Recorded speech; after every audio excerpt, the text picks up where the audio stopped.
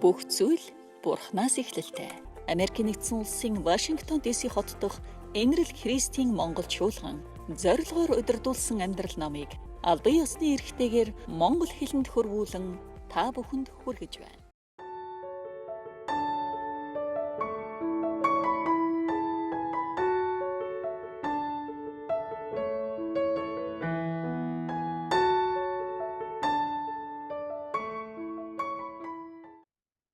Зорилгоор удирдуулсан амьдрал гэдэг ном үзэж байгаа.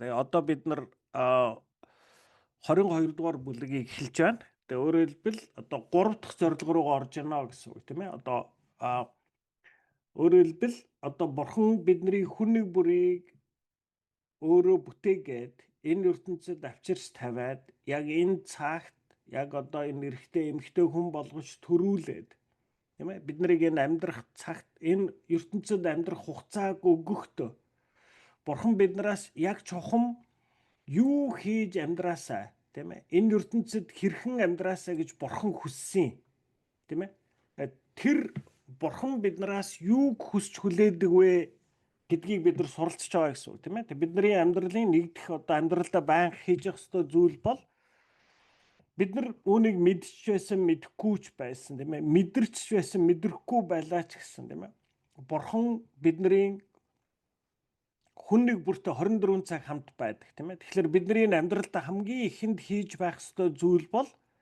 тэр 24 цаг надтай хамт байгаа бурхантай бас хамт байж тэр амьдралаа хуваалцаж амьдралын алхам бүрийг бурхантай хамт алхаж амьдрах нь бидний одоо амьдралдаа хамгийн ихний хийж явах ёстой зүйл юм аа гэж үзсэн. Тийм ээ. Хоёр дахь нь бол бидний өнөөдөр одоо хүн болоод төрөөд амьдрахад тийм ээ. Бидний амьдрал дайралтж байгаа хүн нэг бүрийг бурхан бодож төлөвлөж байгаад бидний амьдралд авчирч тавьсан. Тэгэхээр тэр хүн нэг бүртээ харилцаа тогтоож тэр харилцааг амьд авч явж тийм ээ. Ингэж тэр харилцаа нэг бүрийг бид нар тижээж тэтгэж авч явж ингэх нь болвол одоо бурханы биднээс хүсч хүлээж байгаа зүйл юм аа гэж үзсэн тийм ээ. Өөрөөр хэлбэл одоо бидний амьдралд бурханы өгсөн хүн нэг бүртээ амьд харилцаа тогтоож тэр харилцаа нэг бүрийг амьд авч явж бас хөгжүүлж яг одоо ямар хэмжээнд хүртэл тэр харилцаа болгонд одоо хүрэх дээд цэг байна. Тэр хүртэл нь өргөж авч явах нь бидний нэгдүгээр бурханд үйлчилж байгаа үйлчлэл юм. Хоёрдугаарт ингэж харилцаа нэг бүрийг авч явах гэсэн оролдлого дотор бид нар сая өсөж, өндөж, өөрчлөн, шинжлэгдэж хувь хүн болж өсч өндөд юм аа гэж суралцсан. Тэр нь дотроо бусд итгэгч хүмүүстэй харилцааг бурхан онцгойлсон. Өөрөөр хэлбэл өнөөдөр бурханд итгэгч хүн нэг бүр бид нар бүгдээрээ бурханы гэр бүлийн гишүүд. Тэгэхээр тэр бурханы бусд гэр бүлийн гишүүдтэй тийм ээ байж болох хамгийн сайн харилцаа тогтоож амьдрах нь бидний амьдралдаа хийх хоёр дахь чухал зүйл юм аа гэсэн. За өнөөдөр бид нар 3 дахь зорилго руу орж. Тэгээ 3 дахь зорилго маань юу вэ гэвэл та Христтэй адил болохын тулд бүтээгдсэн гэж. Колосе номын 2:7 үндсээ Христ рүү ургуулж түүгээр тижээгдэх тун эзэн дотор урган өсөж үнэн дотор хүчрхэгжин эрчимжээрэй гэсэн. Өдөр 22 Ром 8:29 Бурхан эхнээсээ юу хийж байгаагаа мэдж байсан. Тэр түүнд хайртай хүмүүсийг өөрийн хүүгийн амьдралын дагуу хэлбэршүүлэхээр анханасаа шийдсэн. Бид өөрсдийн эхний амьдрах ёстой хэлбэрийг түүн дотор хардаг гэсэн. Колосе 1:15 бид бурханы хүүг харахтаа бүтээсэн бүхний төлөөх бурханы үндсэн зорилгыг олж хардаа гэсэн. Та Христчиг болохын тулд бүтээгдсэн. Анханасаа л бурхан таныг өөрийн хүү Есүс шиг болох төлөвлөгөөтэй байсан. Энэ бол таны хувь тавилан бөгөөд таны амьдралын 3 дахь зорилго юм аа.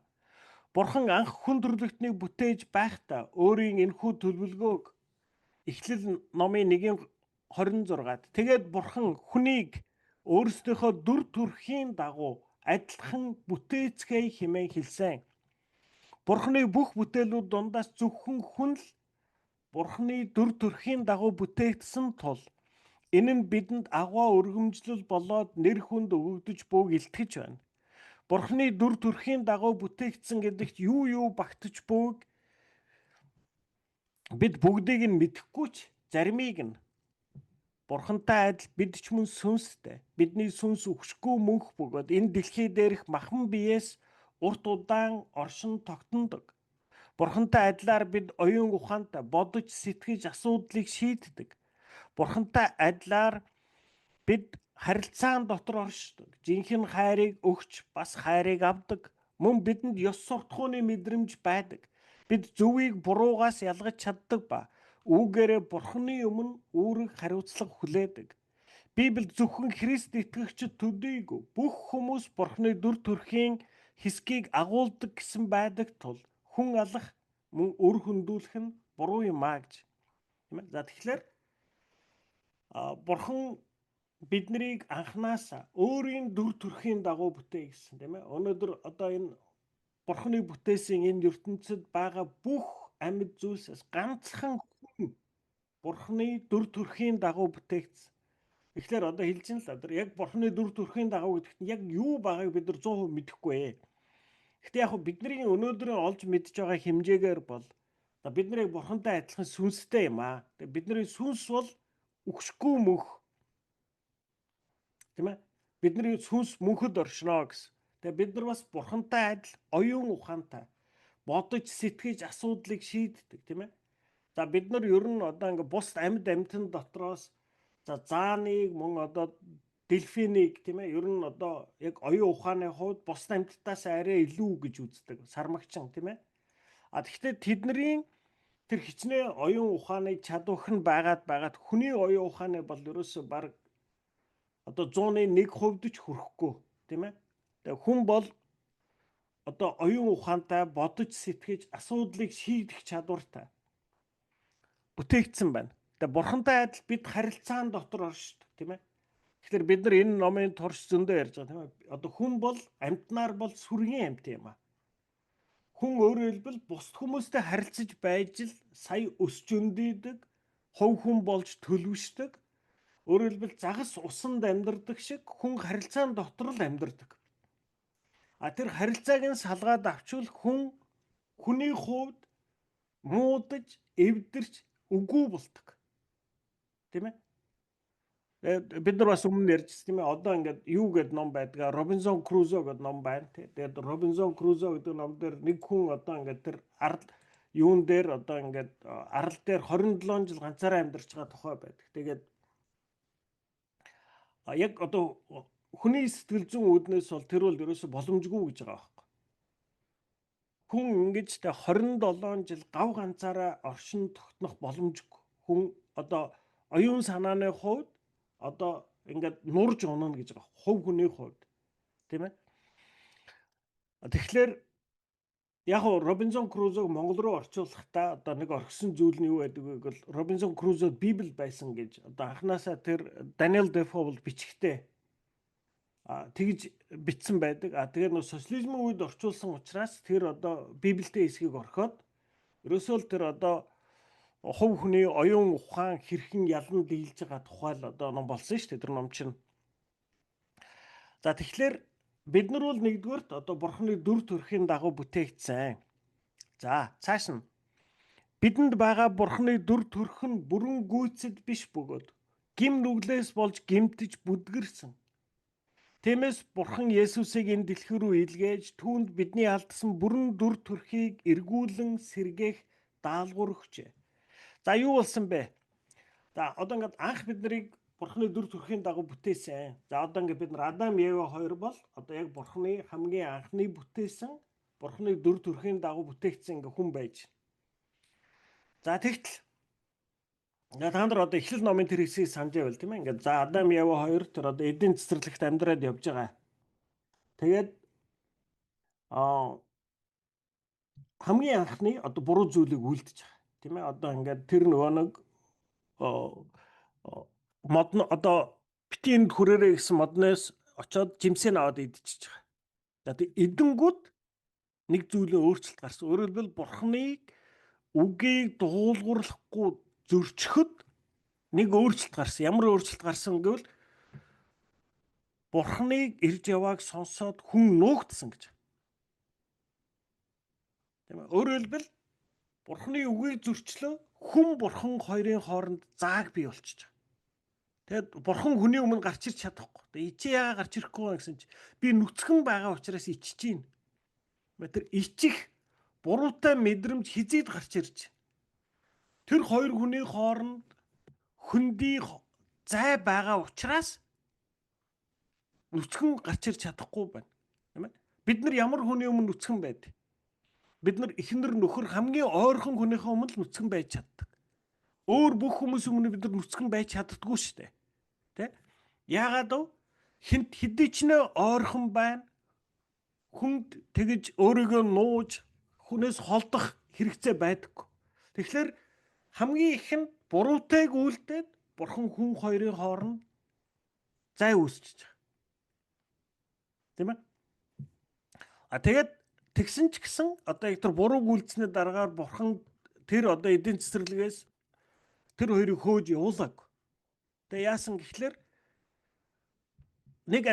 нэг зэр билүү гөрөөсийг алаад арсаар нь хувцс хийж өгсөн.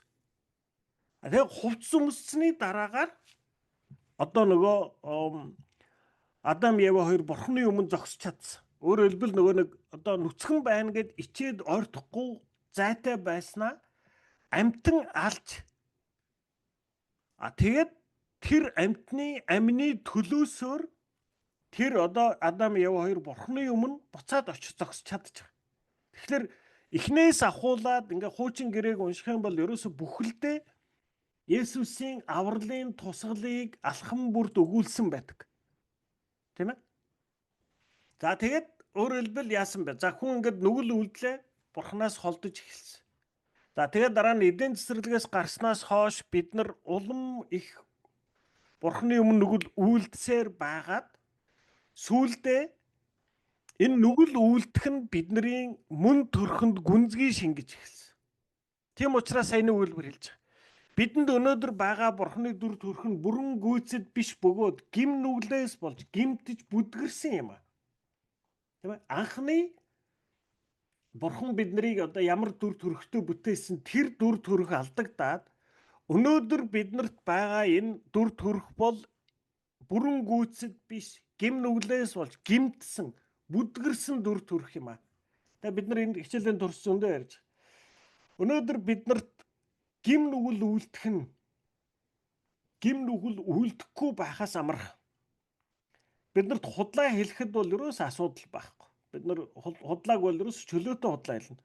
Үннийг хэлэх нь биднээс хүч чармайлтыг шаарддаг. Бид нар бурууг үлдэхэд баг хамгийн дөрөв үлдэж чадна. Зөвийг үлдэхэд харин биднээс хүч чармайлт гарах ёстой болдог. Тэгээ энэ нь юу хэлж ийм гэхлээр өнөөдөр биднэрт байгаа нь бурхны мөн төрх болвол энэ бурхнаа гим нүгэл үлдээд бурхнаас холдож явснаас хойш бидний мөн төрх эвдрээд ингээ гимтчихсэн юм аа. За тэгвэл энэ бол өнөөдрийн биднэрт байгаа мөн төрх. Тэгвэл одоо бурхан яасан гэнэ үү? Тиймээс бурхан Есүсийг энэ дэлхий рүү илгээж түүнд бидний алдсан бүрэн дүр төрхийг эргүүлэн сэргээх даалгавар өгчээ. Тэгэхээр Есүс яах гэж энэ дэлхийд ирсэн байна гинэ? Нөгөө гим нүгэлтэй бид нар дээр ирээд тэгээд бидний нөгөө нэг эвдэрчсэн энэ дүр төрхийг засаад тэгээд анханасаа бид нар яг одоо ямар дүр төрхтэй байх байсан тэр дүр төрх рүү нь буцааж аваачихын тулд Есүс энэ дэлхийд ирсэн гинэ. За тэгэхээр одоо бид нар уртлын хичээл дээр ч гэсэн зөндөө ярьсан тийм ээ. За би одоо ингээд өөрийгөө хувь хүний хувьд за ганц зэрэг бол ер нь иймэрхүү ааш замтай би ер нь иймэрхүү хүндээ гэдэг ийм бодож байгаа надад нэг төсөөлөл байгаа. Гэхдээ яг бодит байдал дээр юу байдаг вэ гэвэл миний өөрийгөө ер нь одоо би ер нь ийм хүн шүү гэж бодож байгаа бодол бол ер нь ихэнхдээ бодиттой байдаггүй. Би бол дандаа ер нь жоохон давсалсан, өөрийгөө өргөсөн, их сайжруулсан, зөвтгсөн байдлаар хүн өөрийгөө хардаг. Тийм ээ? Одоо хүн болгоо өөрийгөө ер нь бол ингээд дундаас дээгүүр ухаантай гэж боддог. Хүн болгон өөрийгөө ер нь дундаас дээгүүр сайн хүн гэж боддог. Хүн болгон өөрийгөө дундаас дээгүүр царай зүстэй гэж боддог. Тийм ээ? Өөрөөр хэлбэл миний өөрийнхөө тухай бодож байгаа би ер нь ийм хүн дээ гэж бодож байгаа бодол тэр төсөөлөл бол ихэнхдээ худлаа байдаг гэсэн үг. За харин юу яг миний жинхэнэ дүр төрхийг илэрхийлдэг вэ гэвэл бид нар ярьсан шүү дээ. Би бол тэр байнга харилцдаг 5 хүнийхээ л дундаж байдаг. Байнга харилцдаг 5 хүнийхээ л дундаж байдаг. Тэгэхээр намайг хэн гэдгийг мэдээ гэвэл миний байнга харилцдаг 5 хүнийг харахад за миний байнга харилцдаг 5 хүний одоо 2 3 нь айгүй худалч хулгайч архичин байвал за ер нь бол би ер нь тэд нартайгаа л төстэй байгаа. Хүссэн хүсээгүй би тэдний тэр нөлөөг л авна шүү дээ. Тэ? Тэгэхээр хүн бол байнга харилцдаг 5 хүнийхээ л дундаж байдаг. Тэгэхээр одоо Есүс биднийг энэ дэлхий дээр ирээд бидний алдсан бүрэн дүр төрхийг хэрхэн эргүүлж сэргээд юм бэ? Өөрөөр хэлбэл би Кристиан болно гэдэг бол би дандаа Христтэй байнга харилцнаа л гэсэн үг. Би түрүү хэлж шүү дээ. 24 цаг Бурхан надтай хамт байдаг. Би хэрв 24 цаг Бурхантай хамт байх юм бол миний байнга харилцдаг 5 хүний хамгийн нэгдүгüүрт нь Есүс байх нь шүү дээ. Тийм ээ? Залбирна, Библи уншина, тийм ээ? Алхан бүрээ Есүстэй хуваалцсан, өдөр болгон би Есүс талархна, тийм ээ? Хэрв би Есүстэй байнга харилцдаг, Есүс миний байнга харилцдаг 5 хүний дундаж байх юм бол би хүссэн хүсээгүй Есүстэй адил болж л өөрчлөгдөн гэсэн үг. Тийм ээ? Тэгээд дээрэс нь хүн ер нь яаж өөрчлөгддөг? Одоо ингээ би өөрийнхөө хүүхдийг ингээ хардаг байхгүй юу? За би хүүхдтэй янз бүрийн зөндөөл одоо болсон болоогүй зөндөөл сургаал хэлнэ. Яг амар их үглээдэлтэй ингээд дандаа чи ингээрээ тэгэрээ гэд байхгүй хичээдэг. Ягаад гэвэл одоо би хэдий ч нэг өглөн төдий ч миний үг үн цэнгүү болж ирнэ шүү дээ. За яг ер нь бол ингээд аажмаар одоо ингээд багаар одоо хүүхдтэй нэг жоохон сургаал их эвтэхнэр хэлэх гэж оролддог. За тэгэхээр юуг би харж ийн гэвэл хүүхэд миний хэлж байгаа үг сургаалыг биш. Ер нь миний үйлдэлийг л дуурайдаг юм байна. Ерөөсөө намайг л дуурайдаг юм байна. Дуурайгээд дуурайхгүй байгаа шүү дээ. Ер нь өөрийн мэдлэггүй. Тийм ээ? Ингээд би айгүй олон юмнаас ингээд би өөрийнхөө төстэй байгааг олж хардаг. Ер нь айгүй олон юм дээр манай хүүхд ер нь намайг дуурайгаад хийчээд байгааг би анзаардаг. Тэгэхээр хүнээс яаж сурдیں гэхлээр ер нь бол хүнийг дандаа дуурайж л сурдаг. Тэгэхээр бид нар одоо Есүсээс яаж сурах вэ гэхлээр бид нар Есүстэй байнга ярьдаг, залбирдаг, амьдралаа хуваалцдаг, Библи уншдаг байснараа бид нар аливаа асуудалд Есүс хэрхэн хандаж байна. Тийм ээ? Аливаа зүйлсүүд хүний амьдрал тохиолддог. Одоо мөнгөнд хэрхэн ханддгийг Есүс. Хүмүүсийн хоорондын харилцаанд хэрхэн ханддаг. Тийм ээ? Нэр алдрыг юу гэж үздэг. Тийм ээ? Эрх мэдлийг Есүс юу гэж үздэг. Тийм ээ? Тэгэхээр өөрөөр хэлбэл бид нар Есүстэй ойрхон байх тусмаа бид нар өөрийн эрхгүй бид нар Есүсийг дуурайж альвааг харж хандаж эхэлдэг гэсэн үг. Тэгэхээр үүний төлөө одоо Есүсийг Бурхан энэ дэлхий рүү явуулсан байх нэ. Бурхан Есүсийг энэ дэлхий рүү илгээж түүнд бидний алдсан бүрэн дүр төрхийг эргүүлэн сэргээх даалгавар өгчээ. Бурханы бүрэн дүр төрх нь яг ямар байдаг бол энэ нь яг л Есүс Христ шиг байна.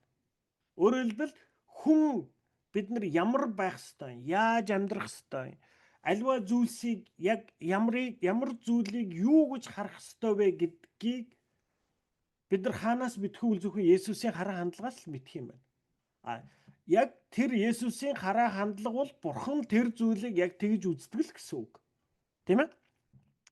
Библиэд Есүсийг Бурханы яг адил дүр төрх үл үзэгдэх Бурханы үзэгдэгч дүр төрх болон түүний мөн чанарын бодит илэрхийлэл хэмээн бичсэн байдаг. Хүмүүс нэг гэр бүлийнхний хоорондоо төстэй байдлыг аав нь ямар байна, хүүн ч тийм л байна гэж ярьдаг шүү дээ. Хүмүүс хүүхдүүдийг минь намайг дуурайсан гэж хэлэхэд надад таатай байдаг. Үүний мөн адилаар бурхан ч гэсэн өөрийнх нь хүүхдүүд түүний дөр төрх мөн чанарыг дуурайгаасаа хэмээн хүсдэг байна. Энэ тухай Библиэд Эфес 4:24-т та жинхэнэ зөв болон ариун бурхантай төстэй байхаар бүтээгдсэн гэж. Тэгэхээр бид нар одоо ингээд хэрхэн өөрчлөгдөх вэ? Тийм ээ? Одоо ингээд бид нар ер нь амьдралдаа яг юуг үлдэж амьдрах ёстой вэ гэхлээр ерөөсөө бид нар Христтэй адил болж өөрчлөгдөх нь. Өнөөдөр бид нар бүгдээрээ одоо өөрсдөө нүгэлтэй, гэмтэй, миний байгаа байдал ер нь болохгүй байгаа гэдгийг бид нар бүгдээрээ мэднэ, тийм ээ? Бид нар бүгдээрээ өөрийгөө нүгэлтэй гэдгээ мэднэ. Тийм ээ? Нүгэл гэхлээр бид нар одоо ихэнхдээ дандаа хувь хүмүүсийн хоорондын харилцаа руу авч очиод байдаг. Тэ. Ер нь нүгэл гэдэг чинь юу хэлж байгаа гэхлээр бурхны стандартаас хүрэхгүй байх чинь л нүгэл юм шүү дээ. Тэгэхээр бид нар болвол бүгдээрээ нүгэлтэй, гэмтэй болохгүй байгаа. Тэгэхээр энэ байгаа байдлаараа биш ямар байдлаар байх ёстой вэ гэдгийн стандарт болвол Есүс Христ байх нэ. Тэгэхээр бид нар хэрхэн Есүс Христтэй адил болох вэ? Тийм ээ. За одоо ингээд би манай хүүхд волейбол тоглоод нэг сүүлийн 2-3 жил тоглож байгаа. Тэгээ би ер нь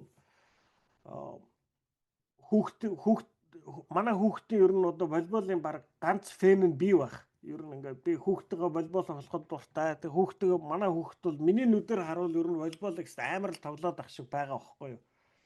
Бус хүмүүст яг тэгж харагдж байгаа үг мэдэхгүй. За надад бол ер нь бол миний хүүхд бол амар лагл гэж санагдаж байна. За нөгөө талаас за би ингээ 2-3 жил ингээд хүүхдээсээ болоод волейбол үзээд явсан чи ер нь одоо нэг 3 дахь жил рүүгээ ороод нэг жоохон ойлгож эхэлж байгаа байхгүй. Ер нь ингэж тоглоод байдаг юм байна.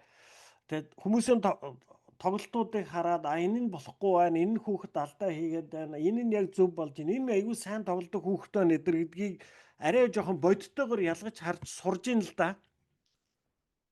За тэгээд би одоо энэ нь тийм ээ.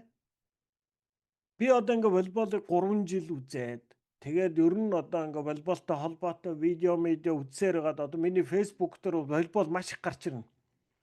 За одоо ингээ ер нь бол их одоо их мэдлэг хуримтлуулаад байна. Тэгэхдээ энэ нь би волейболчин болцсон гэсэн үг ерөөсөө биш. Би зүгээр л волейболын тухай л жоохон мэддэг л хүн болж байгаа байхгүй юу? Тийм ээ? Тэгэхээр хүн волейболчин болъё гэвэл би волейбол тоглож ижил волейболчин болно. Тэгэхээр бид нар христчэн болъё гэвэл бид нар Христ юу хийдгийг, Христ мөнгийг юу гэж үздгийг, Христ хүмүүстэй хэрхэн харилцдгийг, харилцааны ямар асуудлыг юу гэж үздгийг, уур, бухимдал, атаа, жөтөө, тийм ээ, шунал энэ хүнд байдаг эдгээр бүх зүйлсүүдийг Есүс энэнд хэрхэн ханддаг юм. Тийм ээ? Энийг би мэдэх биш, яг үүнийг дагаж үйлддэг байж ижил би христчэн болно гэсэн. Тийм ээ? Харамсалтай нь бид нар өнөөдөр одоо ингээд христчэн хүмүүс маш их шашинсаг болж байна л доо бид нар. Ер нь бол одоо ингээд Библи А, Б-г цээжээрээ мэднэ. Аюух одоо ингээд ерөөсөө алхан бүрдээл халелуя эзэн минь бурхан минь гэдэл ингээд тунхаглаа л байна. Аюух мэдлэгтэй үйлдэдэггүй хүмүүс байна. Яг нөгөө хуучнараа л амьдраад байдаг. Би одоо ингээд сүмд амар олон жил явсан. Аюух одоо бурханы тухай А, Б-г мэднэ. Бүтэн сайнны цуглаан тасалдаггүй 11-гээ өргөдөг одоо ингээд хөндлөнгөөс харуул би амар үлгэр жишээ христчэн хүн байж болно. Хуучин зан чанар, мөнгөнд ханддаг хандлага, хүмүүстэй харилцах харилцаа, тийм ээ? Эдийн шунал, тийм ээ? Хүн ялгаж харилцдаг. Эднэр нь ерөөсөө өөрчлөгддөг.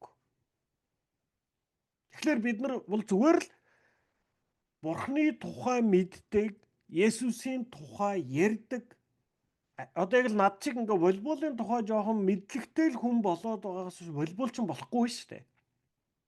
Тийм ээ? Тэгэхээр бид нар харамсалтай нь христчэн хүмүүс бид нар маш их шашинсаг хүмүүс болж хувирч байна. Үйлдэл дээр ерөөсөө өөрчлөлт хийдэггүй. Есүс биднэрт энэ дэлхийд мэдлэг олгох гэж ирээгүй. Бидний амьдралыг өөрчлөх гэж ирсэн. Бид нар Есүсийг дагаж Бурхны дүр төрхийн дагуу өөрчлөгдөе гэвэл үйлдэх ёстой. Тийм ээ? Есүс хэрэг хүнийг уучлах юм бол бид нар хүнийг уучлах ёстой. Тийм ээ? Есүс тэр эд мөнгө, эрх мэдэл, нэр алдрын хойноос хөөцөлдөггүй байсан бол бид нар ч гэсэн хөөцөлддөггүй байх ёстой. Бид нар Есүсийг тунхаглаад байх мөртлөө нэр алдрын хойноос үхэн хатан хөөцөлтөөд л байдаг. Тийм ээ? Есүс хүнээс биш Бурханаас алдрыг хайсан. Өөрөөр хэлбэл одоо хүн Есүс яасан гэхэлэр хүмүүс таалагдахыг биш Бурхан таалагдахыг л амьдралынхаа хамгийн чухал зүйл гэж үзсэн. Бид нар өнөөдөр ч гэсэн алхам бүртээ энийг хийчүүл хүмүүс намайг юу гэж бодох бол би энэнийг хийчүүл намайг хүмүүс хараад ганц зэрэг гөөмөн мундаг Кристиан хүү юм аа, ганц зэрэг гөөмөн сайн хүү юм аа гэж бодчих болов уу гэдэг нэг далтхан хүсэл горьдлого биднийг маш олон зүйл хийхэд түлхчил байгаа. Тийм ээ? Тэгэхээр би волейбол үзээд волейболын тухай баахан мэдлэгтэй болоод би волейболчин болдоггүй. Есүсийн тухай бид нар маш их мэдээд, Есүсийн тухай мэдлэг хуримтлуулад бид нар Кристиан болохгүй. Тийм ээ? Кристиан хүн гэдэг чинь юу вэ? Христийн хүн л байгаад байгаа шүү дээ. Есүс Христийн харьяат хүн. Хэрвээ бид нар Христийн хүн бай гэвэл яг Христ шиг л амьдрах ёстой гэсэн үг. Тийм ээ? Ерөөсөө тэр Есүсийн амьдрал бүхэлдээ бидний альваад хандах хандлага, тэр хэн байх, яаж амьдрах, юунд хэрхэн хандах бүх стандарт, тэр загвар бидний өмнө тавигдаад өгөгдсөн. Тийм ээ? Тэгэхээр хэлж байна юм. Хүмүүс нэг гэр бүлийнхний хоорондоо төстэй байдлыг аав нь ямар байна, хүүнч тийм л байна гэж ярьдаг шүү дээ. Хүмүүс хүүхдүүдийг мэн намайг дуурайсан гэж хэлэхэд надад таатай байдаг. Үүний мөн адилаар Бурхан ч гэсэн өөрийнх нь хүүхдүүд түүний дүр төрх мөн чанарыг дуурайгаасаа хэмээн хүсдэг байна. Тэгэхээр Бурхан надаас юу хүсч хүлээж байгаа вэ гэвэл намайг өөртөө төстэй болж өөрчлөгдөхийг л хүсч хүлээж байгаа гэсэн үг. Тийм ээ?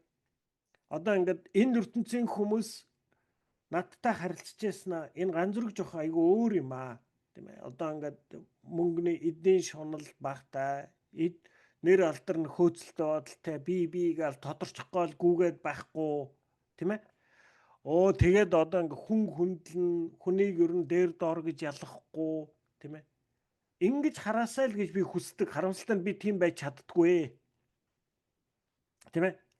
Өөрөөр хэлбэл Бурхан хүмүүс энэ ертөнцийн хүмүүс навдаас танаас үүнийг олж харж байвал энэ бол биднээс хэн харагдаж байна гэсэн үг. Энэ бол биднээс Бурхан харагдаж байна гэсэн үг. Тийм ээ? Тэгэхээр бид нар энэ дэлхий дээр бидний одоо энэ ертөнцийн дээр үлдсэн амьдралтаа хийх ёстой зүйл бол амьдрахта, альваад хандах хандлагата бүх талаараа бид нар Есүстэй адил ханддаг, хараатай, хандлагатай, зан төрхтэй ийм болж өөрчлөгдөхийн төлөө энэ амьдралыг биднэрт Бурхан өгсөн байна гэсэн үг. Тэгэхээр бидний амьдралын 3 дахь зорилго бол ерөөсөө биднэрт өгөгдсөн үлдсэн амьдралын туршид өдөр бүр босоод бид нар өдөр бүр яг Есүсийн дагуу сонголтыг, шийдвэрийг гаргаж амьдрдаг. Ингэж амьдрахын төлөө тэмцдэг байхыг Бурхан биднээс хүсч хүлээж байгаа л гэсэн үг. Тийм ээ? Би 94 онд би баптизм хүртсэн.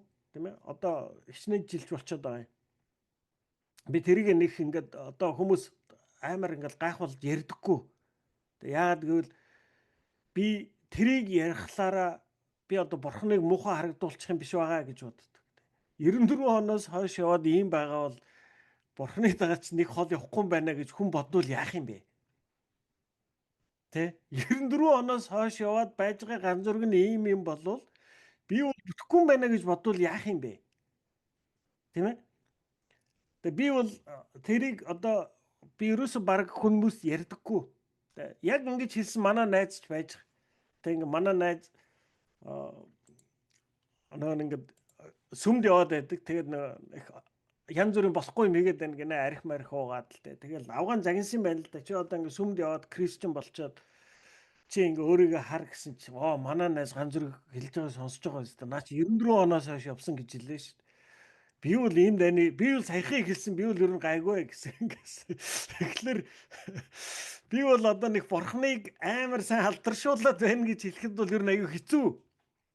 Тэгтээ яг хоо одоо ингээд те чармаах хэвээр тийм ээ. Энэ бол одоо яг миний хийх ёстой зүйл гэж би яг ойлгож байна. Тийм ээ. Би ерөөсөө өдөр бүр надад шинэ эхлэл, шинэ боломж тийм ээ. Би өчигдөр одоо би 10 удаа бүтлгүүцсэн байж болно. Өнөөдөр би 9 юм уу 8 л бүтлгүүдэхийн төлөө. Тийм ээ.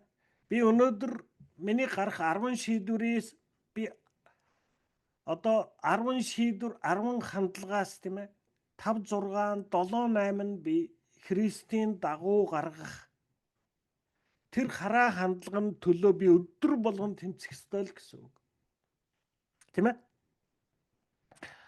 Тэгээд Эфес номын 4:24-т хэлж та жинхэнэ зөв болон ариун бурхантай төстөө байхаар бүтээгдсэн гэж. Тэгээд цааш нь би тань нэг зүйлийг маш тодорхой хэлье. Та хизээч бурхан болохгүй эсвэл бүр бурхан гэж хэлэгдэхэд дөхчиж очихгүй. Бурхан шиг болох гэсэн бардам төөрөгдөл нь сатаны хамгийн эртний уруу татлага юм а.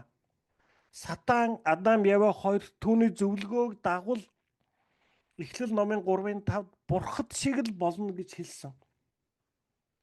Олон шашин болон орчин цагийн гүн ухаан одоо ч гэсэн хүмүүс ариусж бурхад лугаа адил болох боломжтой хэмээн мунхруулсаар байна. Бид нөхцөл байдлаа өөрсдийн ирээдүгөө хийгээд эргэн тойрны хүмүүсээ жолоодох, контролдох гэсэн оролдох хийх бүрт бидний бурхан шиг байх гэсэн далд хүсэл илэрч байдаг. За бид нар одоо Есүстэй адилуулж өөрчлөгдөё гэхэд бидний амьдралд байгаа хамгийн том садаа бол яг энэ садаа юм а. За Адам Яв хоёрын хамгийн анхны одоо ингэж бүдэрсэн бүдрэлт юу байсан бэ? Гэхдээ эхлээд тэр одоо сатан ирээд тэр жимсийг идчих гэж хэлж байгаа шүү дээ. Та нар юу гэж хэлсэн ингээд гэсэн чи энэ модноос идүүл энэ модны жимс бити дээрээ идүүл үхнэ гэсэн чи. Одоо сатан хэлж худлаа үхэхгүй худлаа ярьж байгаа. Чи идчихвэл харин бурхан шиг болох байхгүй.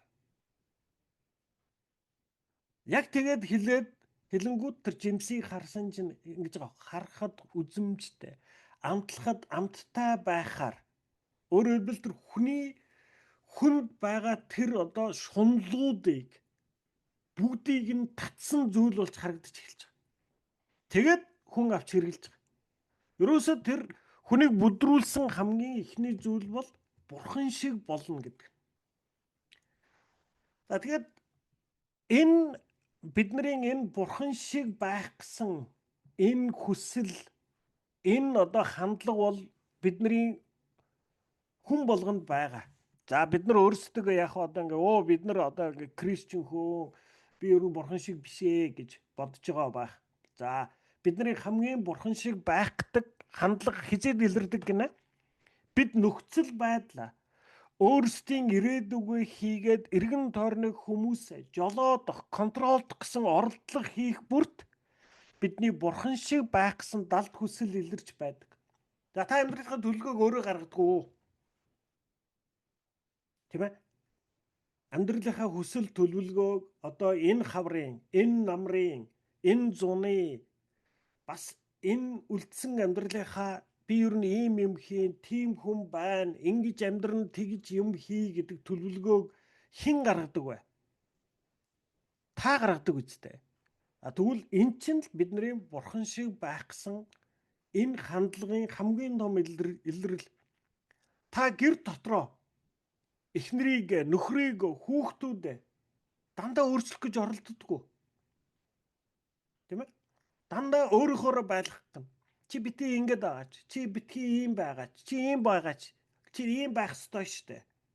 Тийм ээ? Өөртөө бас бид нар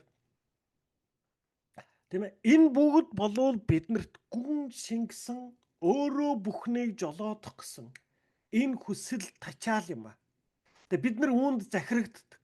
Бидний бүх буруудал, бидний бүх буруу хандлага, бидний бүх нүгэл гэм, бидний бүх бүтлгүүдл яг эндээс л эхэлдэг. Өнөөдөр ч гэсэн одоо ингээ би явж ер нь одоо нэг юу хийж сурах гэж өөртөө оролдож байна гэхлээр за одоо ингээл энэ намар, энэ хавар гэл тэгэхээр миний толгойд аль хэдийн төлөвлөгөө гараад ирдэг байхгүй. За тэгээд тэдэн сард ингээд тэгээд одоо ингэчнэ гэд ингээд нэг төлөвлөгөө гялс гараад ирнэ. Өнгөрсөн амьдрал юу харуулсан бэ гэвэл миний төр төлөвлөгөөнүүд ихэнхдээ биелдэггүй. Тийм ээ? Тэгээ би одоо өнөөдөр итгэгч болоод одоо юу гэж ямар хандлага гарах гэж сурах гээд байна гэвэл за яагаад энэ хавар ер нь одоо ингээд бурхан намайг хаашаа залж ах шиг байна. Тийм ээ? Бурхан яг ямар хаалгыг хааж, ямар хаалгыг нээж байна. Яг бурхан энэ нөхцөл байдал дотроос бурханы хүслийг өөрийн хүсэл төлөвлөгөөг биш, бурханы хүсэл төлөвлөгөөг хайж түүнийг олж харж түүнийг дагах чармайдаг болж байна, тийм ээ. За энэ бол одоо миний нөгөө нэг итгэгчийн амьдралд хийж байгаа одоо нэг өөртөө бий болгосон арай нэг жоохон цорын ганц бараг ололт амжилт байж магадгүй. Ямарваа нэг нөхцөл байдал болонгууд гялс төлөвлөгөө гарч эхэлдэг миний сэтгэл дотор тийм ээ. Өөрөөс тэгчий тэгэл ингэчий гэж зохицуулчихъя гэдэг тийм ээ. Тэгээд ирэхлээр одоо би дотроос юу гэж за байж байгаа хан зөргөө наадах чи ихэнхдээ буруу байдаг шүү. Санаж гин үү? Тийм ээ. Наад чи ихэнхдээ биелэхгүй шүү. Тийм ээ. Тэгэхээр зогсоод за байж бурхан намайг яг хаашаа залж байна. Ямар хаалгуудыг миний өмнө нээж байна, ямар хаалгуудыг хааж байна. Тийм ээ. Би өөрийн хүслийг орхиод тухайн нөхцөл байдал болгоноос бурхан намайг хаашаа залж байна вэ? Бурхан намайг юу хийгээсэ гэж хүлээж байна вэ гэдэг хүслийг хайдаг болох гэж хичээж байгаа маань одоо миний өөрөө бурхан байж, өөрөө төлөвлөгөө гаргаж, өөрөө амьдралаа жолоодож, өөрөө нөхцөл байдлыг одоо контролдох гэсэн энэ хандлагатайгаар хийж байгаа одоо миний хамгийн том тэмцэл байна. Харамсалтай нь би энэ тэмцэлд ихэвчлэн ялагдаж байгаа. Гэхдээ ялагдах бүрдээ ингээд зогсоод за байж гараа ингэж ярахгүй тийм ээ. Ингэж нөгөө нэг одоо миний хүслийн дагуу төлөвлөгөөг биш. Яг энэ нөхцөл байдал, яг энэ орчин донд, яг энэ ахуй дотор бурхан яг надаас юу хүсч үлээж, яг намайг хаашаа залж байна, яг юу хийгээсэ гэж байна, тийм ээ. Сүүлийн 10-аад жил ерөөсөө миний одоо ингээд ажил бизнесийн талаар гаргасан миний нэг ч төлөвлөгөө биелээг. За яа.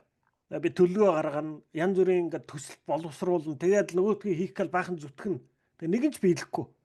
Тэгээ би ингээд 10-аад жил бүтлгүүдж жагаад би одоо ингээд сүүлд нь зогсоод ингэж байгаа байхгүй. За байж юу буруу болоод байна гэвэл би өөрөө төлөвлөгөө гаргаад байна. Тийм ээ. Юу буруу болоод байна гэвэл би өөрөө төлөвлөгөө гаргаад тэгээд тэр төлөвлөгөөгөө барьж бурхан дээр очиод за эзэн минь би ийм төлөвлөгөө гаргацсан миний төлөвлөгөө бүтээгээд өөрөө гэж би бурхан руу би ингэж хандаад байгаа юм байна. Тийм ээ. Тэгээд би зогсоод одоо ингээд юу сүүлийн 10 жилийн амьдрал надад юу ойлгуулж байна гэвэл надад бурхан бүтлгүүдлийг үүрч сургаж байгаа юм байна. Тийм ээ. Ерөөсөө амьдрал бүх зүйл бүтэлтэй байх ёстой биш. Тийм ээ. Бүтлгүүдлийг би үүрч за бүтлгүүцээ. За бүтлэхгүй байгаа. Тийм ээ. Үүнийг үүрч, үүнийг дааж, тийм ээ.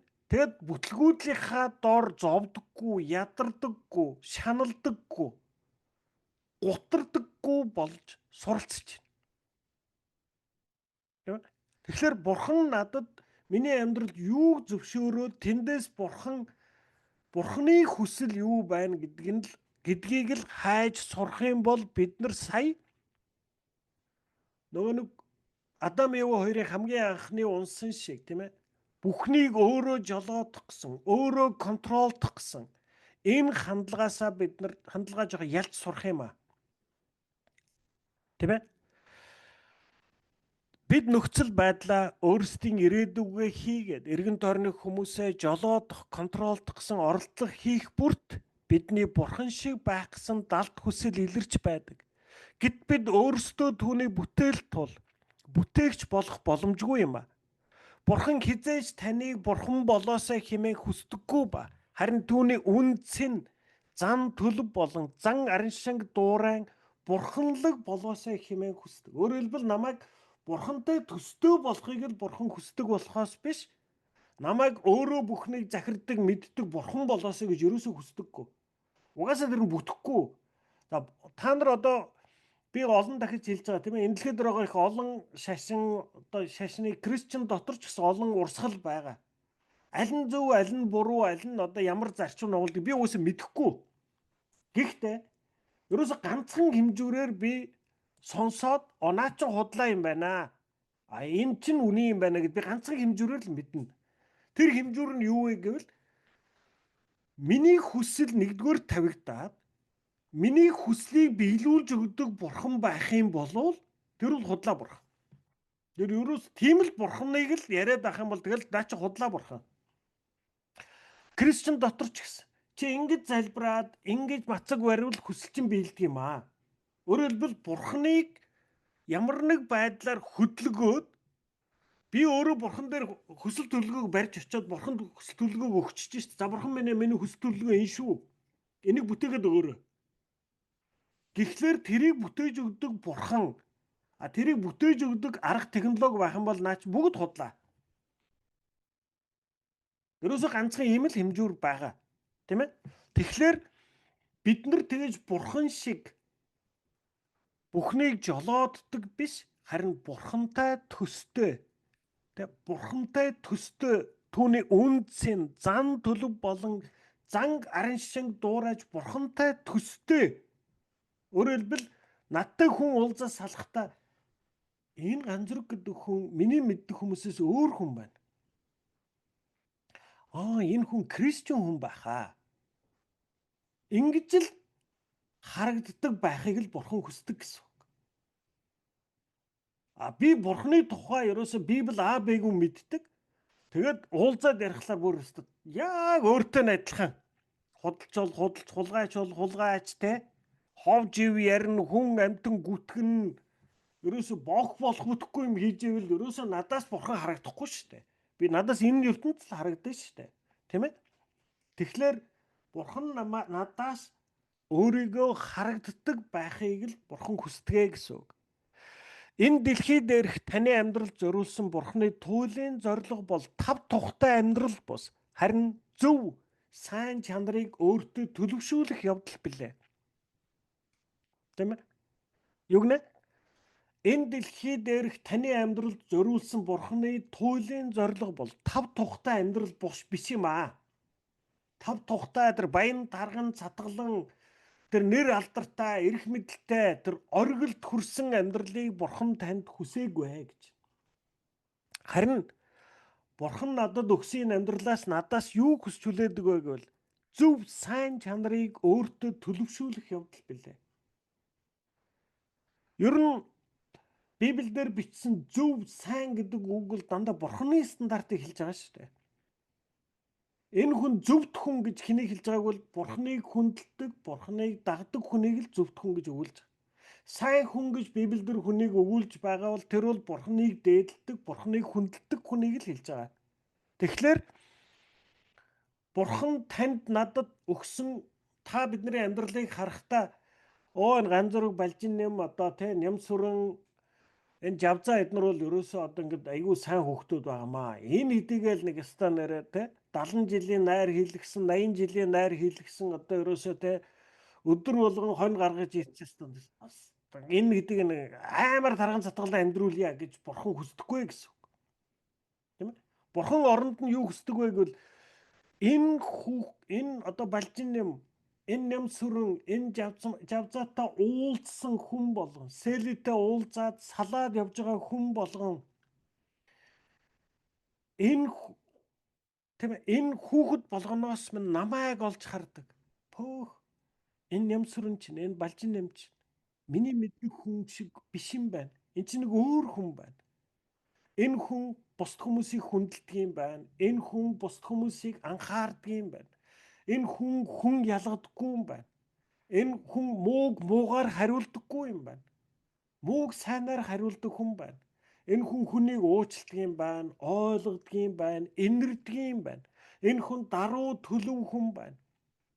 Тийм ээ. Үүнийг л харагдуулахыг л бурхан хүсдэг гэсэн. Тийм ээ. Ганцхан бурхан ч биш. Бид нар ч хүүхдээсээ яг үнийг л хүснэ. Тийм ээ. Манай хүүхд 18-тай. Одоо ингээд өмнө нь бүтэн амьдрал байж. За тэгээд сая бид нар ингээд аяллаар яваад тэгсэн чинь манай хамаатны хүүхд манай хүүд айгүй үнэтэй күртэг аваад өгчөж. Айгүй үнэтэй тийм брендинг күртэг аваад өгчлөө. Тэгээд манай хүүхдээрээ харуулаад тэгээд одоо 18-тай хүүхдтэй шүү дээ. Тэгээд би нөгөө дүүрүүгээ мессеж бичсэн чи яагаад ийм күртэг аваад өгчвөө? Айгүй үнэтэй күртэг авчихсан байна гэдгсэн чи. Үгүй яах би зүгээр баярлуулъя гэж бодсон гэдгсэн. Тэгэхээр би тэгсэн. За баярлалаа. Тэгэхдээ миний дүү дахиж хизээж битгий ингэрээ. Тэ? Ямар ч 18 настай хүүхэд ийм үнэтэй күртэг өмсөх хэрэггүй. Тийм ээ. Бид нар үнэтэй юм өмсөж идэлж болно шүү дээ. Тэр үнэтэй юмыг бид нар өөрсдөө хөдөлмөрлөөд хөлсөөр нь өөрсдөө л авч өмсөх хэрэгтэй. Хүний мөнгөөр үнэтэй юм авч өмсчихвэл тэр бол буруу. Би 18 настай хүүхдийг өнөөдөр маш үнэтэй күртэг тийм ээ. Тийм үнэтэй брендийн хувцас өмсөж явахыг би хүүхдэд би энэ бол миний хүүхдэд сайн гэж би бодохгүй байна. Тийм ээ. Тэгэхээр бид нар би хүүхдээсээ одоо ингээд мэдээж миний хүүхэд бүтэлтэй сайн сайхан амьдраасаа гэж хүснэ тийм ээ. Одоо манай хүүхэд коллежид ороод сайн мундаг эрдэмтэй хүн болоод их мундаг амжилттай сайн сайхан бол мэдээж би баярлна. Тэгтээ би өнөөдөр өөрийнхөө хүүхдээс хамгийн түрүү юу хүсэж байгаа вэ гэвэл миний хүү нэг хүн шиг л хүн болоосаа гэдгийг л хүснэ. Тийм ээ. Миний хүү амьдралд нь одоо хүн энэ ертөнцид амьдрахад нөгөө эр хүн 7-д ордож 8 сихнэ гэдэг. Тийм ээ. Хиний ч амьдрал энэ дэлхийд дардан шугамар явдаггүй. Өнөөдөр бүтэлтэй байж болно, маргааш бүтлгүй болно. Тийм ээ. Бүтлгүүд нь мөнгөтэй байж үзэн, мөнгөгүйч болж үзэн. Бүтэлтэй байж үзэн, бүтлгүйч болж үзэн. Ажилд орж тийм ээ. Түмэн олонд магтагдах өдөрч байна, түмэн олонд хараалгахч өдөр байна. Хүний амьдрал ер нь дандаа л тэгж явдаг. Тэгэхээр би миний хүүхэд амьдралд нь юу ч тохиолдсон. Сайн өдөрч байсан, муу өдөрч байсан. Өдөр болгоныг инээмсэглээд амьдрдаг хүн болоосой л гэж би хүснэ. Миний хүүхэд хүний гашуун үгэнд гондоод, зовоод, шаналаад, тийм ээ, бүдчээд ундаг ийм хүн байгаасаа гэж би хүсэхгүй. Хүний хатуу үгийг ч гэсэн сонсоод, ойлгоод, толгой дохиод өнгөрөөж чаддаг. Тийм ээ. Ядарсан хүн байсан ч, баян хүн байсан ч бүгдээрнтэй ижил тэгш харилцаж чаддаг. Тийм ээ. Баян хүнийг хараад тэр нөгөө ардын дунд өгүүлдэг шиг 10 лангийн юмбунд алгаа тосдог аавуудаа гэдэг шиг. Мөнгө хараад, өнгө хараад, эрх мэдэл хараад өмнө нь бөхөлддөг биш. Тэгээд ядууд ороо хүнийг өөртөө хэрэггүй хүнийг хараад дээрээс доошоо хардаг биш. Би хүүхдээ ийм л хүн болоосоо л гэж хүснэ. Ийм л хүн болчих юм бол надад тэр манай хүүхдийн баян байна уу, бүтэлтэй байна уу, амжилттай байна уу, тарган цатгалан байна уу гэдэг бол 10 дахь асуудал. Тийм ээ? Та нарын хувьд ч гэсэн тийм шүү дээ. Амар баян мөртл айгүй өөдгүй хүн болчихоос гэж та хүүхдээ хүсэхгүй үст. Яг хүүхд маань баян л болж ивэл тэр одоо хувийн хичээсэн зан чанар нь хамаагүй гэж хэлэхгүй үстэй. Тийм ээ? Яг бидний хүүхдийн хэн байж ямар амжилт олохоос илүү хувь хүний хувьд хэн болж байна гэдэг нь биднэрт нэгдүгüүрт байдаг шиг Бурхны хувьд бас яг л нэгдүгüүрт байдаг гэсэн үг. Тийм ээ? Энэ дэлхий дээрх таны амьдрал зориулсан Бурхны туйлын зорилго бол тав тухтай амьдрал бус харин зөв сайн чанарыг өөртөө төлөвшүүлэх явдал билээ. Тэрээр таныг сүнсээр үсэж Христ шиг болоосай хэмээн хүсдэг. Христ шиг болно гэдэг нь хувь хүнийхээ онцлог шин чанарыг гээж оюун ухаангүй робот болно гэсэн үг биш ээ. Бурхан таныг дахин давтагдшгүйгээр бүтээсэн тул таны хувь хүний онцлог шин чанарыг устгахыг хүсэхгүй нь лавтай. Христтэй адил болно гэдэг нь хувь хүнийхээ онцлог шин чанарыг бус харин зан ааш ёс суртахуунаа өөрчлөхийг хэлнэ.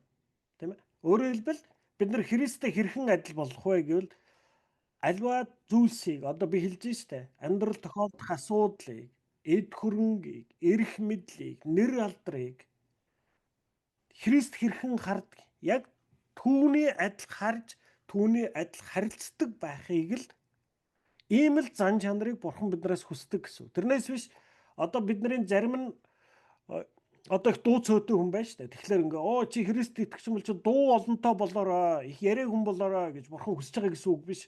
Бурхан чамайг дуу цөөтэй бүтээсэн бол чи тэрүүгээрээ л байна. Бурхан чамайг түүгээрээ л байгаасаа гэж хүсэж байгаа угаасаа. Хараа хандлага, зан, төрх түүнийг л өөрчлөхийг хүсдэг гэсэн үг. Бурхан таныг өөрийн зан чанараа, ёс суртахуунаа Есүсийн уулан дээрх сургаалын дагуу сүнсний үр жимстэй. За сүнсний 9 үр жимс гэж байгаа тийм ээ.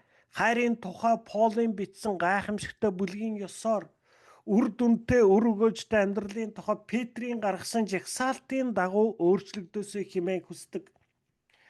Таны амьдрал дэх Бурханы зорилгын нэг нь зан чанарын тань хөгжил төлөвшил гэдгийг мартах бүрийдээ та амьдрал дэх нөхцөл байдлаа харж бухимдах болно. Яагаад ийм зүйлс надад тохиолдно вэ? Яагаад би ийм хүнд бэрхийг үүрэх ёстой гэж? Үүний нэг хариулт нь амьдрал угаасаа амар хялбар байх ёсгүй юм а. Бид бэрхшээлийг туулан гарч сөрн зогсож байж л хүчрэхэгжиж бие хүн болж төлөвшдөг. Энэ дэлхий бол деважин биш шүү гэдгийг бүү мартаарай гэж. Өөрөөр хэлбэл та биднэрт зориулсан Бурханы хүсэл төлөвлөгөө нэгдүгээрх нь бидний зан төрх хувь хүний хувьд төлөвшил юм а. Тийм ээ. Би өөрийнхөө гэрчлэлийн тухай ярьжсэн тийм ээ. Би ерөөсөө ингээд би энэ анх гэмтчээл би яг эхний 8 жил би ерөөсөө одоо ингээд би өөрийгөө эдгээчнэ. Би ер нь энэ одоо зүйлийг ялнаа. Гэл одоо ингээд би 8 жил чармаас тэр чармайлах болгонд бүгд бүтлгүүц. 8 жилийн турш миний бие сайжраагүй улам мууц. Тэгээд 8 жилийн дараа би яг хамгийн сүүлд ингээд би бүр цөхрөнгөө барахтал сая би Бурханд хандсан. Тийм ээ. Тэгэхээр Бурхан надаас анзөргөө чи өөрөө чадахгүй. Чи сулд ороо. Чи надад ханд гэдэг энэ хандлагыг надад суулгахын тулд би тэр 8 жилийн хүндийг үүрс. Тийм ээ. Тэгэхээр сая одоо маш чухал өгүүлбэрийг хэлж штэ. Таны амьдрал дэх Бурханы зорилгын нэг нь зан чанарын тань хөгжил төлөвшил юм а. Бидний хараа хандлагыг зан чанарыг л Бурхан өөрчлөхийг хүсдэг. Биднийг та юунд их найдан тэр чинь танаас авагдана. Та юугаар бардамдгав тэр зүйл чинь танаас авагддаг. Тэгжээж Бурхан таныг тэр өөрийн хүчрэхэг гэж боддог зүйлдээ найддаг биш, Бурханд найдахад сургадаг. Яг миний амьдрал тохиолдсон. би чадна, би мэддэг, би ухаантай, би чадна, би хүчтэй, зоригтой гэж миний зүтгэсэн 8 жил үр дүнгүй хугарч хунахтал би сая бурханд хандаж хашгирсан. Тийм ээ. Тэр хугарлын цэг хүртэл бурхан миний амьдрал тэр миний дээр байгаа ачааг улам хүнд болоод явахыг бурхан зөвшөөрсөн гэсэн үг. Тийм ээ. Яагад гэвэл эцсийн үр дүнд нь бурхан надаас юу хүсч үлээсэн гэхлээр ганцхан чи өөртөө биш надад найдаж сураа гэдгийг л надад сургасан. Тэгээ би өнөөдөр эргэж хараад боддог. Би хэрв тийм тэнэг биш байсан бол хэрвээ би тийм бардам биш байсан бол би тэгж 8 жил тэгж зовх хэрэггүй байсан. Тийм ээ. Би ерөөсөө тэр одоо 8 жил биш би 1-2 жилийн дараа зогсоод л тийм ээ. Би хүслээ хоошоо тавь. Бурхан надаас юу хүсч үлээгээд байгаа юм бэ гэдгийг л хайж ихсэн бол тэр 8 жил байх шаардлагагүй байсан. Тийм ээ. Өнөөдөр та амьдралдаа бурхан танд ямар зүйлийг заагаад та юуг нь хүлээж авахгүй яваад байгаа бэ? Та хаана бардан байгаа вэ? Та хаана хатуу байгаа вэ? Түүний тань нугалж таны хараа хандлагыг өөрчилж байж л бурхан салах болно. Тэгэхээр таны амьдрал дах бурханы зорилгын нэг нь зан чанарын тань хөгжил төлөвшил гэдгийг мартах бүрийд та амьдрал дах нөхцөл байдлаа харж бухимдах болно. Тийм ээ. Бидний амьдралд асуудал тулгархлаар бид нар юу гэж харж байгаа юм гэхлээр бид нар ингэж хэлдэг. Яагаад ийм зүйлс надад тохиолдно вэ? Би чинь Кристиан хүн шүү дээ. Яагаад би энэ хүнд бэрхийг үүрэх ёстой гэж бид нар ингэж зовж бурханд гомдол мэдүүлж эхэлдэг. Гэтэл яг үнэндээ энэ асуудлууд яах гэж тулгарч байгаа вэ? Би юуг буруу хараад байгаа учраас, миний ямар хандлага буруу байгаа учраас үнийг өөрчлөх гээд байгаа вэ? Түүний хариулт нь маш тодорхой. Бид нар юу гэж үзлээ? Бурхан надад ямар зан чанарыг бүрдүүлэхийг хүссэн, яг тэрний эсрэг нөхцөл байдгийг л өгдөг. Тэгэхээр өнөөдөр миний амьдралд ямар асуудал тулгараад байна гэдгийг би харахтаа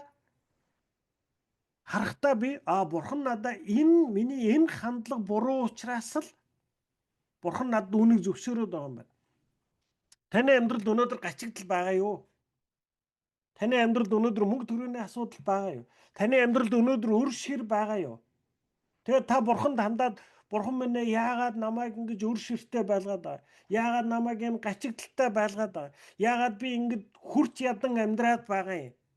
Яагаад би бусд хүмүүстэй адилхан гоё ингээ гадаад орноор зугаалаад баян тансаг амьдрч чадахгүй байгаа юм? Би таны харьяат бизтэй. Та намайг ингээд юурон хангана гэж хэлсэн бизтэй. Яагаад би юм гачигдaltaй байгаа гэж та бурханаас асууж гинэ үү? Тийм ээ? Яагаад энэ гачигдал байгаа гэж? Яагаад гэвэл та бидний мөнгийг хардаг, ханддаг хандлага буруу байгаа учраас л. Би үнийг өөр дөрөөс маш олон удаа олж хардаг. Би өөрийгөө би бурханд би амар хатуу итгэдэг, би өөртөө үнэхээр бурханд найддаг гэж би өөрийгөө боддог. Тэгтээ дансан дах мөнгө байхгүй болохын алдад би өөрийгөө хэрхэн мяарч унжаагаагаа олж хардаг. Тэгээ би тэндээс юуг олж харж байгаа гэхэлэр миний сэтгэлийн амар тайвныг бурхан биш миний дансанд байгаа мөнгө хангаад байгаа юм биш шүү дээ. Тийм ээ?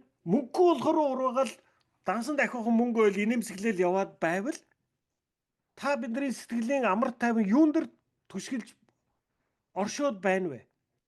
Мөнгөн дээр л байгаа үстэй. Тэгэхээр энэ мөнгөн дээр найддаг мөнгнөөс та бидний зүрх сэтгэлийн амар амгалан баяр хөөр хамаарч байгаа цагт эн чинь бидний амьдралд юу буруу байгааг харуулад байна шүү. Энэ дээр хандаж найддаг би чулуун дээр биш би элсэн дээр байшингаа барьчаад байна л гэсэн. Миний сэтгэлийн амар тайван бурхан дээр биш харин дансанд байгаа мөнгнөөс шууд хамааралтай байгаа учраас та бидний амьдрал гачигдал байгаа. Өөрөөр хэлбэл бурхан биднэрт нэг хичээл заагаад байна шүү дээ. Тийм ээ? мөнгөнд хандах хандлагыг өөрчлөхийн тулд тэгэхээр яаж яах вэ? Бидний амьдралд асуудал, нөхцөл байдал тохиолдоход бид нар бухимдах хэрэггүй. Харин бид нар эсрэгээр за байж ийм асуудлууд байгаад байна. Бурхан надад юуг заах гэдэг. Миний ямар хараа хандлага буруу байна. Энэ хараа хандлагыг ямар болох ёстой юм. Тэ нөхцөл байдалтайгаа тулалдах биш. Өөрийнхөө хараа хандлага дээр хандлагатайгаа бид нар тулалдах ёстой юм аа. Таны амьдрал дахь Бурханы зорилгын нэг нь зан чанарын тань хөгжил төлөвшөл гэдгийг мартах бүрийд та амьдрал дахь нөхцөл байдлаа харж бухимдах болно. Яагаад ийм зүйлс надад тохиолдно бэ? Яагаад би ийм хүнд бэрхийг үүрэх ёстой гэж? Үүний нэг хариулт нь амьдрал угаасаа амар хялбар байх ёсгүй юм аа. Бид бэрхшээлийг туулан гарч сөрөн зогсож байж л хүчрэхэгжиж бие хүн болж төлөвшдөг. Энэ дэлхий бол деваажин биш шүү гэдгийг бүү мартаарай. Христэд итгэж маш олон хүмүүс Есүсийн амласан бэлхэм амьдрал гэдгийг итгэл болон залбирлаар дамжуулан эрүүл, өвчин зовлонгүй болж ямар ч асуудал, бэрхшээлгүй амьдарч, үргэлж аз жаргалаар дүүрэн бялхаж, хүсэл мөрөөдлөө биелүүлж, зовлон зүдгүүрээс хормын зур гэтлэгдэн хэмээн ташаа ойлгодог. Өөрөөр хэлбэл тэд Христ итгэлт хүний амьдралыг амархан хөнгөн байх ёстой хэмээн хүсч хүлээн энэ дэлхийг деваажин шиг байлгахыг хүсдэг. Энэхүү зөвхөн өөр дээрээ төвлөрсөн хандлага нь Бурханыг миний хувийн амьдралын сайн сайхныг хангаж өгөхөөр оршигч шидтэн мэд үзэхэд хүргэдэг. Харин Бурхан бол таны зарц биш бөгөөд амьдрал амар хялбар байх ёстой гэсэн үзэлд итгэвээс та гүнзгий төөрөгдөж эсвэл бодит байдлыг хүлээн авч чадахгүй үгүйсгэж амьдрахад хүрнэ. Таны амьдрал танд зориулагдаагүй гэдгийг хизээж бүү март. Та Бурханы зорилгын төлөө л оршин байгаа болохоос Бурхан таны зорилгын төлөө оршдоггүй. Бурхан танд жинхэнэ зүйлсийг мөнхөд төлөвлөсөн атлаа яах гэж энэ дэлхий дээр деваажинг танд хангах гэж. Бурхан бидэнд энд ертөнцийн дээрх цагийг мөнхийн улсанд тохирох зан чанарыг бий болгон хөгжүүлэхийн тулд л өгсөн юм аа. Тийм ээ. Христэд итгэж хүний амьдрал амар тайван хялбар байхгүй. Бидний амьдрал өхөн үхтэл асуудлаар дүүрэн байх бол. Тэр асуудал болвол шийтгэл биш юм. Тэр асуудал болгоныг харахтаа би энэ асуудлын дамжуулаад Бурхан намайг хэрхэн өөрчлөхийг хүсэж байна. Бурхан намайг ямар хараа хандлагыг өөрчлөхийг хүсэж байна. Бурхан миний ямар бардам буруу хандлагыг өөрчлөхийг хүсэж байна гэдгийг л бид нар хайж сурах хэрэгтэй. Бурхан намайг хүн болгохыг л хүсэж байгаа болохоос биш Бурхан биднийг амар тайван аз жаргалтай амьдруулах гэж хүсээгүй. Биднийг угаасаа амар тайван аз жаргалтай амьдрал хүлээж байгаа. Өнөөдрийн амьдрал бол бидний зан төрхийг төлөвшүүлэхийн төлөө л өгөгдсөн амьдрал. Ягаад таны амьдралд байгаа асуудал ингээд шийдэхгүй он удаан жил үргэлжлээд байна гэж бодож байна. Ягаад гэвэл та өөрсгөхгүй байгаа учраас. Таны хараа хандлага тухайн асуудлыг үзэх үзэл тань өөрчлөгдөхөөс нааш нөхцөл байдал чи өөрчлөгдөхгүй. Тийм учраас та өнөөдөр амьдралд байгаа нөхцөл байдалтайгаа тэмцэх биш өөрийнхөө хараа хандлагыг харж хянаж түүнийг л өөрчлөх хэрэгтэй. Та өөрөө өөрчлөгдөж байж таны нөхцөл байдал өөрчлөгдөнө. Тийм ээ? Тэгэхээр одоо хэлж ин л дам. Христэд итгэж маш олон хүмүүс тийм ээ. Есүсийн амласан би та нарыг амьдралдаа бүр бэлхэн дүүрэн амьдруулахыг ирсэн юм аа гэдэг үгийг бид нар ойлгохдоо одоо ялангуяа Америкт ч гэсэн тийм одоо номлогч нар маш олон байгаа. Энэ эслийг аваад юу гэж хэлдэг гэхээр Бурхан таныг эд баялгаар юрөөцсөн. Та зүгээр гараа сунгаал ав. Тэ? Өөрөөр хэлбэл юу гэж яах гэхээр та Христэд итгэх юм бол та ямар ч өвчин зовлонгүй, ямар ч асуудал бэрхшээлгүй амьдарч, үргэлж аз жаргалаар дүүрэн бялхаж, хүсэл мөрөөдлөө биелүүлж, зовлон зүдгүүрээс хормын зур гэтлэгдэн хэмээн ташаа ойлгодог. Яг ингэж тунхагладаг маш олон Христийн урсгал бий болсон. Бус бүх шашин үүнийг л амладаг штэ. Буддын шашинд одоо нэг өснө буддын шашинд сангийн амны сайд чиг бурхан байгаа штэ. Баян намсраа гэд бурхан байна. Баяжмаар байна уу? Тэр баян намсрааг шүтчих. Баян бол. Тэ? Хүн амтан дургуун үргээд байвал бас одоо уншчдаг тарин байна. Балжин нам дургуун үрээд түүгээ ингэчүүл одоо балжин намыг хандаа хагдарчнаа гэдэг. Гэхдээ ийм шашин байх уу? Ийм бурхан байх уу? Хүнд үйлчлдэг бурхан, хүнд үйлчлдэг одоо тийм тэнгэр газрыг бүтээсэн бурхан гэж байх юм уу? Миний хүслийг биелүүлдэг. Та өөрийнхөө 4-5 настай хүүхдийн бүх хүслийг хизээж биелүүлэхгүй үст. Таны 4-5 настай хүүхдийн хүсэл бол бүр янз бүрийн юм байгаа шүү дээ. Манай хүүхэд сургуульд явах дурггүй сургуулиас гарыг нэ гаргачих гэдэг эцэг байх уу? Тийм ээ? Манай хүүхэд энэ багштай дурггүй гинэ өөр сургуульд оруулчаа гэдэг дагуулыг дэвжээдэг эцэг байдаг юм уу? Тэ? Өөрөөр хэлбэл тэр 4-5 настай хүүхдийн хүсэл чинь буруу гэдгийг хараад үгүй миний хүүхд энэ хүсэл чинь буруу. Харин энэ нь чамд сайн юм а гэдэг сонголтыг эцэг их хийдэг үстэй. Тэгвэл бид нар энэ 4-5 настай хүүхдийн хүсэл болгоныг биелүүлж өгч өгдөг бурхан байдаг гэх юм бол та итгэх юм уу? Юу балан юм яриад байгаа юм бэ? Тэ? 4-5 настай хүүхдийн эцэг хүсэл болгоныг биелүүлж өгдөг эцэг ихч байхгүй шүү дээ. Юу бурхан? Уучлаарай тэгвэл та бидний энэ ертөнцөөс хүсэж байгаа хүсэл чинь яг л энэ 4-5 настай хүүхдийн шиг шүү дээ. Надаас асуух юм бол за би одоо амар баян болмоор байна. За тэгээд одоо ингээд те амар нэр алдартай болмоор байна, эрх мэдэлтэй болмоор байна гэл би бол явж өгнө шүү дээ. Тэгжээс на балжин нам татаарахдаг бол балжин намыг ер нь надаас ядуу болгож өгөөрэй гэд эхлэн үсттэй. Одоо тэр миний хүсэл бол бүр замбраагүй бүр тэг миний хүслийг сонсоод биелүүлээд өгдөг бурхан байх юм бол тэр бол ерөөсө бурхан биш бүр жигэн замбраагүй юм болно шүү дээ. Тэгээд 8 миллиард хүн болгоны хүслийг биелүүлэх юм бол тэр чи одоо энэ дэлхий чи юу болох юм бэ? Тэ? Тэгэхээр ийм зүйл гэж байхгүй. Та бидний хүслийг биелүүлж өгдөг тийм ээ? Одоо энэхүү зөвхөн өөр дээрх төвлөрсөн хандлага нь бурхныг миний хувийн амьдралын сайн сайхныг хангаж өгөхөөр л оршигч шидтэн мэд үзэхэд хүрэгдэг. Хэрэг Крисчен дотор зөндөө тийм урсгал байна. Ерөөсөө одоо ингээд нэг ингэж залбирвал тэгээд тэдэн хоног мацаг барьвал тэгээд тийм одоо нэг сүнсний бэлэгтэй хүн дээр очиод залбируулаатхвал тэгээд одоо ингээд тэр хүсэл чинь биелнэ гэд. Одоо ингээд манай энд хаяа Монголоос пасторууд ирнэ. Тэгээд ингээд сүмдэр очихлоо манай итгэгч нар ингээд цөмөр нөгөө пастораар гар тавьж залбируулах гэсэн ингээд тэг хөндлөнгөөс пасторууд дараа нь өөрөөсөө хошигнж яадаг. Чи чинь түрүү одоо тэргээр хуйлгаан шиг л яваад байсан. Хүмүүс хойноос чинь дагцсан гэл те. Яах гэдэг те. Одоо бурхан миний эцэг юм бол би бурхантай л ярина үсттэй. Тэ? Бурхан дээр би очиод одоо ингээд те бурхан минь ээ та намайг одоо би ингээд эдгээд өгөөч гэд тэгсэн чи бурхан надад ингэж хэлэх юм одоо ингээд миний аав надад минийхөө би чамайг эдгэж өгөө. Тэгтээ чи өстө балжинамаас гуйчаа. Аав нь балжинамтай яриад балжинамыг эдгэх талыг бол ер нь балжинам хариуцдаг болсон шүү дээ. Тэгээ балжинамтай ярьж минийхөө. Одоо нөгөө аав нь штэ уучлаарай. Тэ?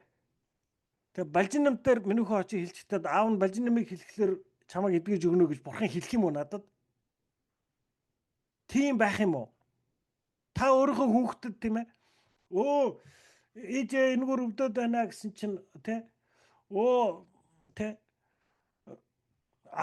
аав нь яг наадах чи амгаахгүй балжинамаар дамжуулаарай тэ. За одоо ингээд юу яана аваа би одоо энэ дэр хаашаа алах вэ гэсэн тэр амар зайгаас асуугаарай амар зай хэлж өгдөг болцсон шүү тэ. Аав нь амар зайтай л харилцсан чамтай харилцахгүй гэх юм уу тэ. Иймэрхүү хараа хандлага ийм Крисчен урсгалууд маш их хэлбэг болсон. Бид нар нэг зүйл зарчим дээр хатуу зогсох хэрэгтэй. Саяны энэ зарчим дээр бурхан та бид нарыг энэ ертөнцид амар тайван амьдруулад ямар ч асуудалгүй, зовлонгүй амьдруулахыг гэхээс илүү бурхан бид нарын зан төрхийг л төлөвшүүлэхийг хүсдэг. Харамсалтай нь бидний зан төрх Бурхны хэлсэн үгээр бид нар өөрчлөгдөж чаддаггүй. Бид нар гачигдалд орж ээж, бид нар зовлон амсч ээж, бид нар хүндийг үүрчээж л бид нар өөрчлөгддөг. Тийм ээ?